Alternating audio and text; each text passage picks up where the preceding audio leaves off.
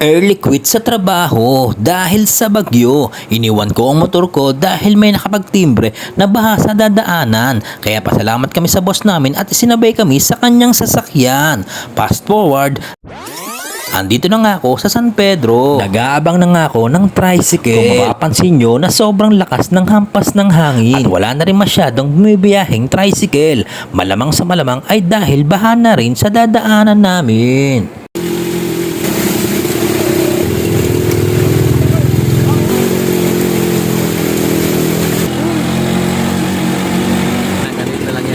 Hanggang dito na lang daw at hindi raw talaga kakayanin na tumawid pa. Kaya dito ay haharapin ko na ang matinding hamon ng buhay.